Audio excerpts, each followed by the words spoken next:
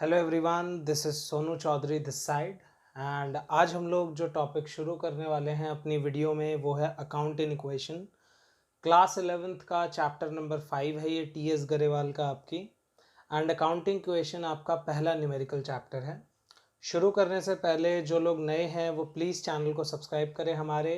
अगर ये वीडियो आपको अच्छी लगती है तो इसको लाइक करें, अपने दोस्तों के बीच में शेयर करें जिनके काम की ये वीडियो हो सकती है। एंड बेसिकली अगर आपको कोई डाउट या सजेशन हमारे लिए हो तो आप हमारे कमेंट बॉक्स में नीचे लिख सकते हैं या हमें इंस्टाग्राम पे फॉलो कर सकते हैं GR_कॉमर्स पे। सो अब हम लोग बात शुरू करते हैं अपनी अकाउंट इन इक्वेशन से। अकाउंट इन इक्वेशन का मतलब बेसिकली होता है कि एक बेसिक सा रूल है। ठीक है जी। इक्वेशन मतलब होता है कि दो साइड्स हैं एंड वो दोनों साइड्स हमेशा बराबर होती हैं। आप कुछ भी कर लीजिए, दे इक्वेट अल्टीमेटली। आपकी जो किताब का नाम है वो है double entry book keeping. And double entry book keeping मतलब होता है कि हर एक ट्रांजैक्शन के आपके जो इफेक्ट होंगे that would be 2, double entry होगी।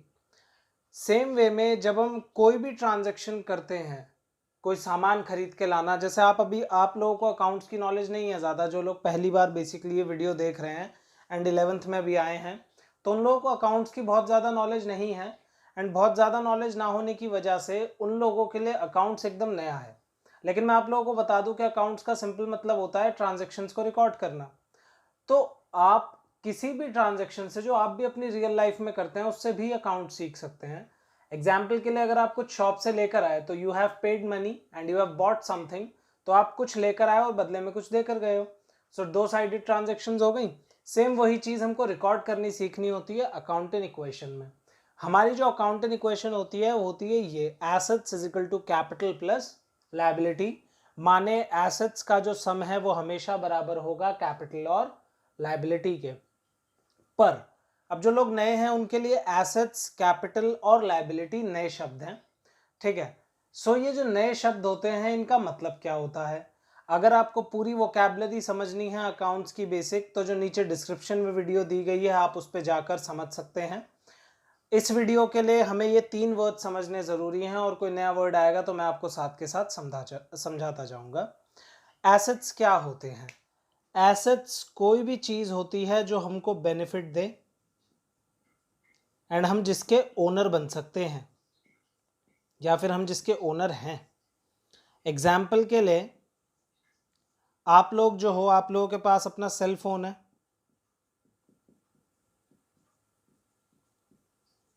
आप लोगों के पेरेंट्स के पास जो प्रॉपर्टी है, जो घर है, जो गाड़ी है, ये सारी की सारी चीज़ें एसेट्स हैं, क्योंकि एसेट्स बेसिकली हमें बेनिफिट्स देते हैं।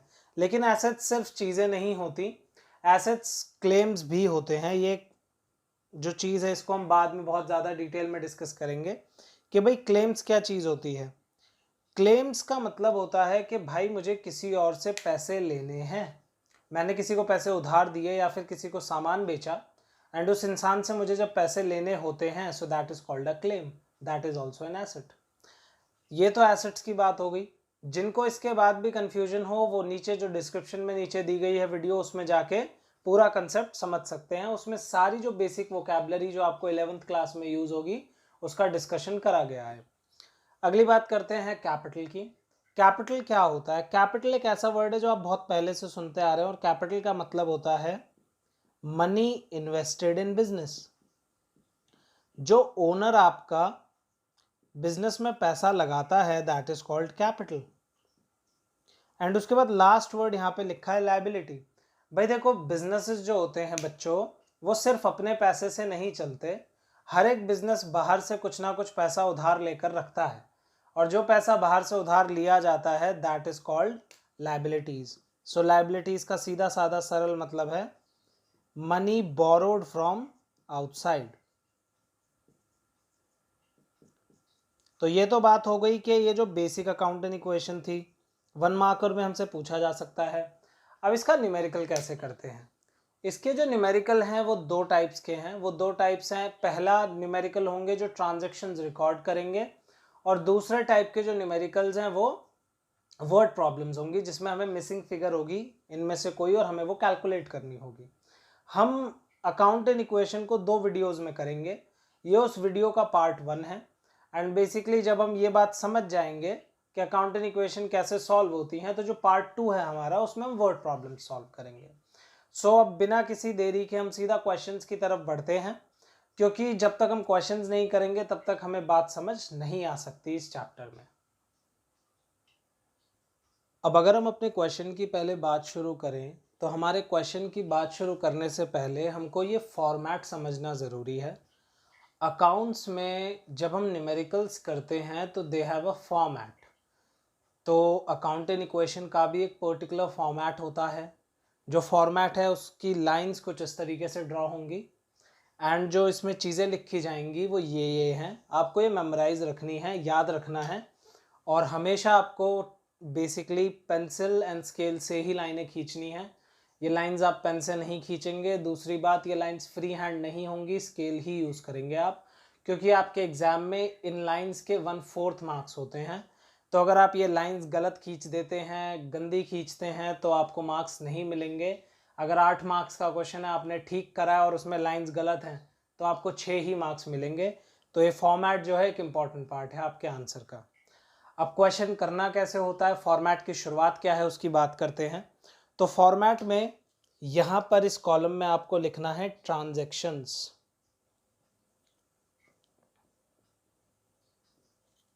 इस तरफ आपको यहाँ ये कॉलम थोड़ा बड़ा बनाना है। ऊपर लिखना है assets is equal to capital plus liability. जब आप लोग अपने नोटबुक में क्वेश्चन करेंगे तो नोटबुक हो सकता है कि आपकी जो वर्टिकली छोटी पड़ जाए। सो आप लैंडस्केप मोड में ये क्वेश्चंस करें यूजली, क्योंकि जो क्वेश्चंस हैं आगे वो धीरे धीरे बड़े हो जाएंगे। सो हम लोग बात करते हैं अपने पहले क्वेश्चन से। आप लोग अपनी स्क्रीन पे क्वेश्चन देख सकते हैं। सो आपका जो क्वेश्चन है आप अपने स्क्रीन पे देख सकते हैं। बहुत ही एलिमेंट्री सा क्वेश्चन है, 6 ही एंट्रीज हैं क्वेश्चन में। सो क्वेश्चन किस तरीके से शुरू करना होता है उसकी बात शुरू करते हैं। चलिए, तो सबसे पहले हम यहाँ पे ऊपर मेंशन कर लेते हैं कि भाई हमारा ये जो क्वेश्चन है वो है अकाउंटिंग इक्वेशन।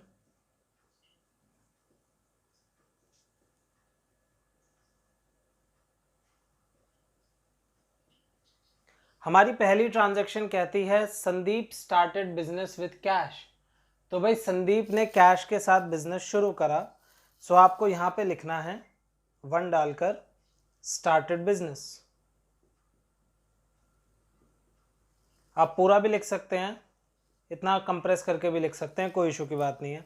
अब बच्चों कैश के साथ बिजनेस शुरू करा है, तो बिजनेस के पास आया कैश नाम का एक एसेट। सही बात। और कितने पैसे आए हम पर? 1 लाख रुपीज। साथ ही साथ अब ये जो पैसा बिजनेस में हम डालते हैं भाई, उसका मैंने क्या नाम सिखाया आपको? कैपिटल। तो उस बंदे ने जब अपना बिजनेस शुरू करा होगा तो 1 लाख रुपए कैश लेकर आया, वो तो कैपिटल भी बढ़ गई 1 लाख रुपए से। ये पहली एंट्री हो गई हमारी। दूसरी एंट्री है परचेज्ड फर्नीचर फॉर कैश। अब बच्चों जो फर्नीचर होता है वो एक एसेट है, क्योंकि हम उसके मालिक हैं और वो हमको बेनिफिट दे रहा है। तो जो फर्नीचर हमने खरीदा उसे हम यहां पे जोड़ेंगे। हम फर्नीचर का अमाउंट ऐड करेंगे 5,000 रुपए, और यहां लिखा है कि हम कैश में फर्नीचर लाए हैं। तो बच्चों आप पैसे देकर आए होगे 5,000 रुपए। आपने 5,000 रुपए दिए और बदले में आप फर्नीचर ले आए। 2 इफेक्ट। हर एक एंट्री के 2 इफेक्ट हैं, लेकिन आपको धीरे धीरे मेमोराइज होता जाएगा कि किस एंट्री के कहाँ कहाँ इफेक्ट हो रहा है। जब आप 2 एंट्री कर लें तो आपको एक लाइन खींचनी है यहाँ पर। यहाँ पे लिखना है न्यू इक्वेशन। न्यू इक्वेशन लिखने के बाद 1 लाख में से 5,000 गए 95,000। ये 5,000 एज इट इज उतर जाएगा, इज इक्वल टू में 1 लाख। इसके बाद मेरी जो तीसरी एंट्री है वह है परचेज गुड्स फॉर कैश। बच्चों गुड्स क्या होता है? गुड्स होते हैं वो सामान जो हम दुकान में बेचते हैं। हमारा किसी ना किसी चीज का बिजनेस है, तो गुड्स जो होंगे वो यहां पे आएंगे, और गुड्स का नाम होता है स्टॉक।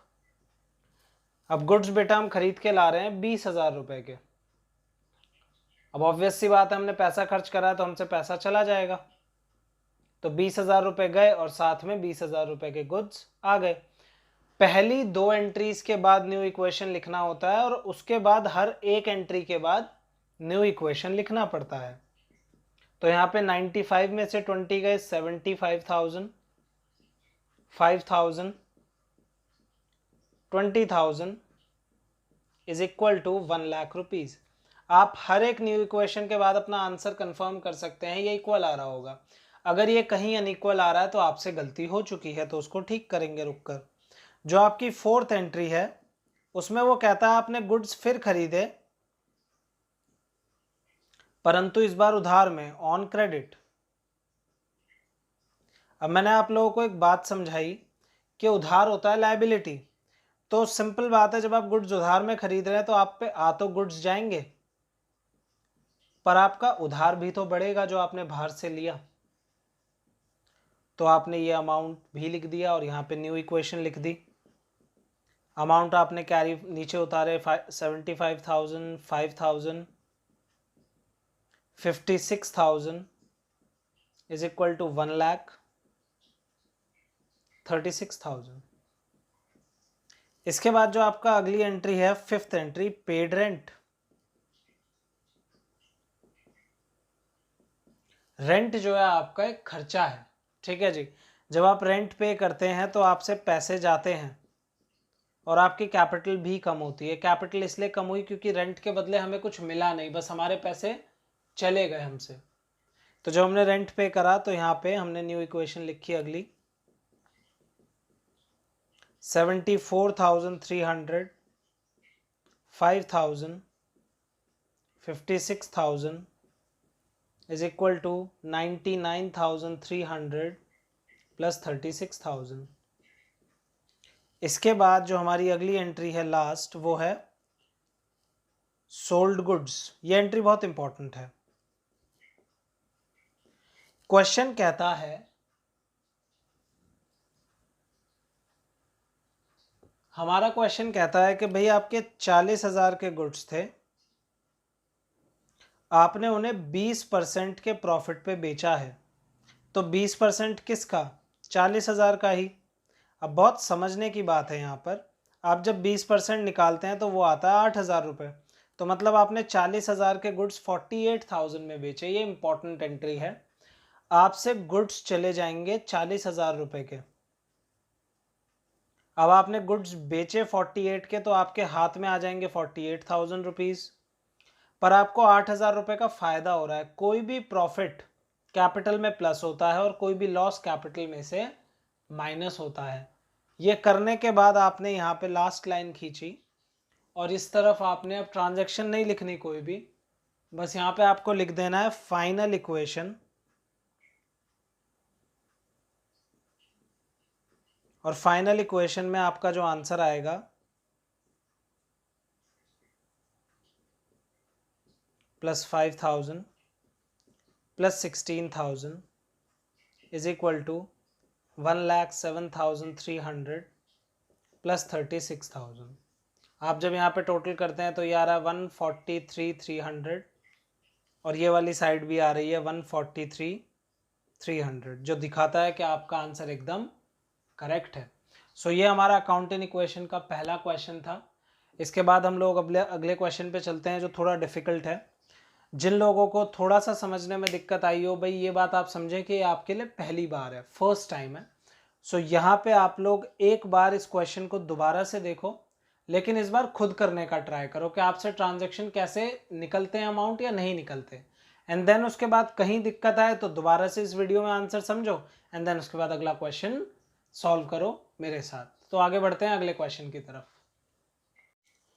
जो आपका अगला क्वेश्चन है वो आप लोग अपने स्क्रीन पे देख सकते हैं। अब आपका जो अगला क्वेश्चन है वो थोड़ा इंपॉर्टेंट है। वो आपको 5-6 नए वर्ड सिखाएगा एंड ट्रांजैक्शंस भी ऐसे सिखाएगा जो आपके एग्जाम पॉइंट ऑफ व्यू से बहुत ज़्यादा इंपॉर्टेंट है। ये क्वेश्चन ऐसा है जो आपके एग्जाम में भी पूछा जा सकता है। दूसरी बात, ये जो क्वेश्चंस मैं आपको करवा रहा हूँ ये TS गरेवाल के ही हैं, पर मैं नंबरिंग इस वजह से क्वेश्चन की नहीं देता आप लोगों को क्योंकि बहुत सारे लोगों पे नई पुरानी बुक्स भी हैं, लॉकडाउन की वजह से बहुत सारे लोगों पे बुक्स भी नहीं हैं। So I basically prefer the idea to provide the question in the video rather than कि मैं आपसे बोलूँ कि आप बुक में क्वेश्चन देखें। ये इसी वजह से है सो दैट कि आप लोगों को बुक्स ढूंढनी ना पड़े एंड आप लोग फ्लेक्सिबली पढ़ पाएँ। सो हम लोग बात शुरू करते हैं अपने क्वेश्चन से। हमारे पहली एंट्री है Harish started business with cash. अब ये एंट्री हम लोग पीछे सीख कर आए हैं अभी। सो यहाँ पे होगा स्टार्टेड बिजनेस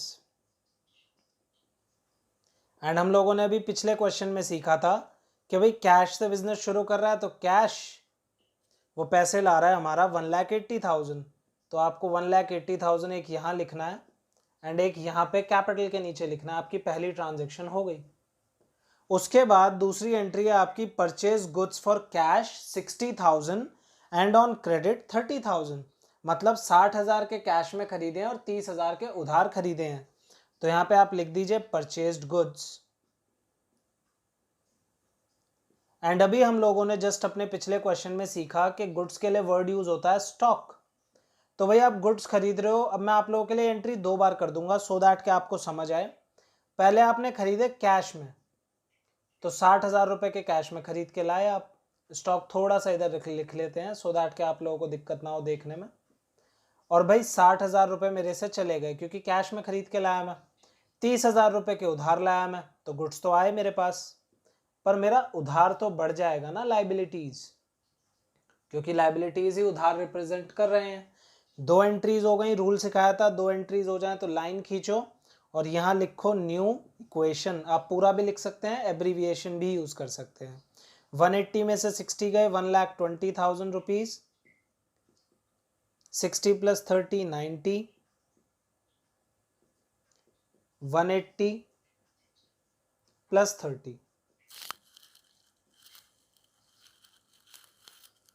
इसके बाद जो आपकी अगली एंट्री है, आपकी अगली एंट्री कहती है sold goods for cash 40,000 costing 24,000। बच्चों जो वर्ड कॉस्टिंग है इसका मतलब क्या है?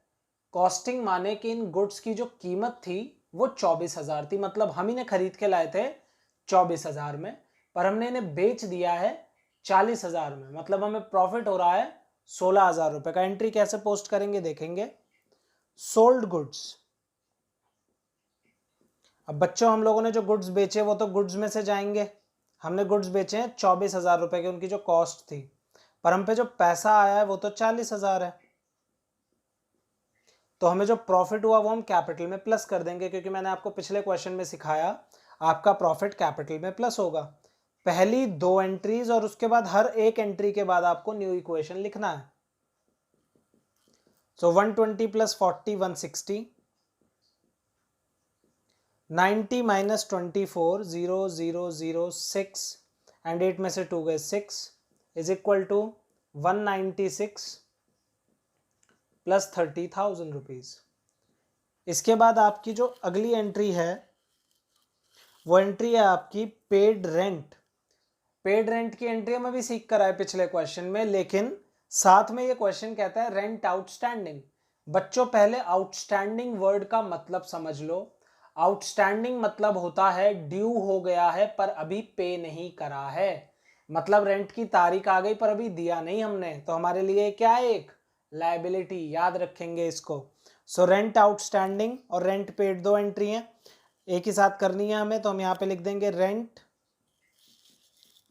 Paid and outstanding.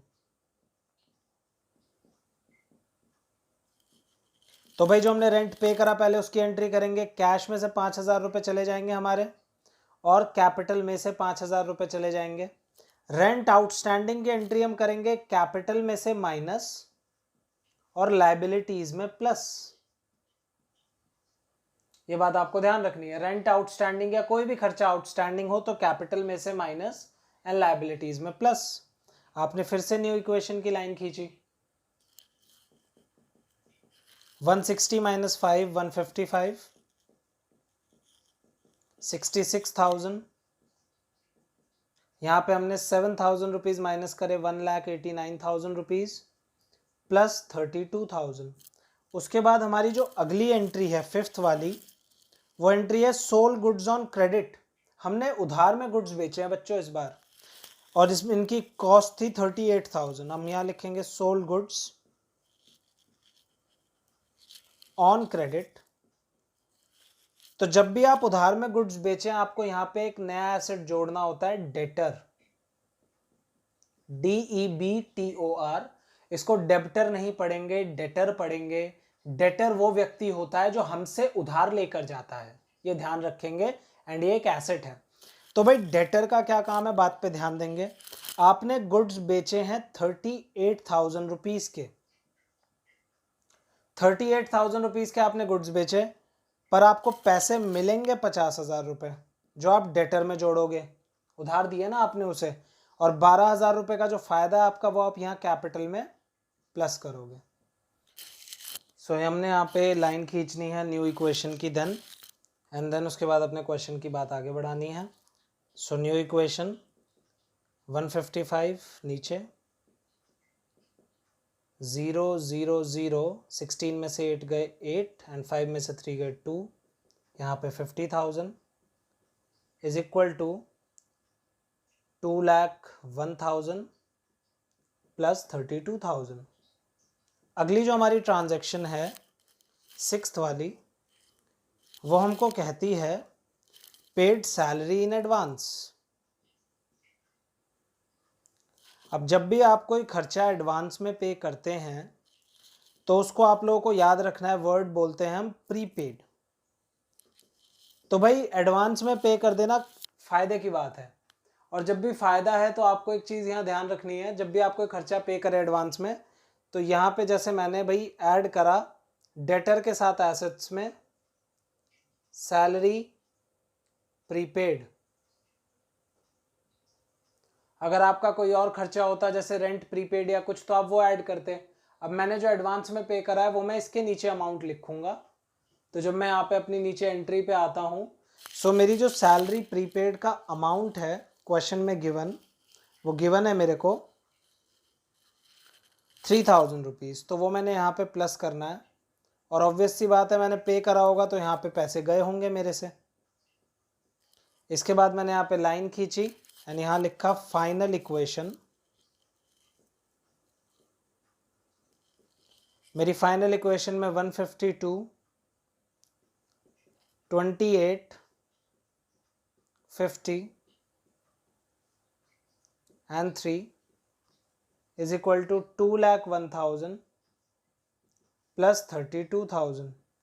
ये हमारा आ गया 233 इस तरफ, एंड इस तरफ जो हमने टोटल करा तो 152, 202, 230, 233, तो हमारा ये क्वेश्चन भी मैच हो जाता है। सो आई होप आप लोगों को बेसिकली जो अकाउंटिंग इक्वेशन की बात है वो समझ आई होगी। आप लोगों के मन में कोई भी डाउट हो इसके रिगार्डिंग, सो आप मेरे से GR_commerce इंस्टाग्राम पे डायरेक्टली बात कर सकते हैं। कोई आपको रिक्वायरमेंट हो, आपको कोई बुक नहीं मिल रही है, किसी क्वेश्चंस में प्रॉब्लम है, या कोई भी अपनी पढ़ाई से रिलेटेड डाउट हो, तो आप मेरे से डायरेक्टली वहाँ पे बात कर सकते हैं। मैं अवेलेबल हूँ वहाँ पे आप लोगों के लिए। आई होप आप लोगों को ये वीडियो समझ आई होगी। कोई भी दिक्कत दुविधा परेशानी है तो आप नीचे कमेंट्स में भी पूछ सकते हैं। Thank you very much and please subscribe to our channel.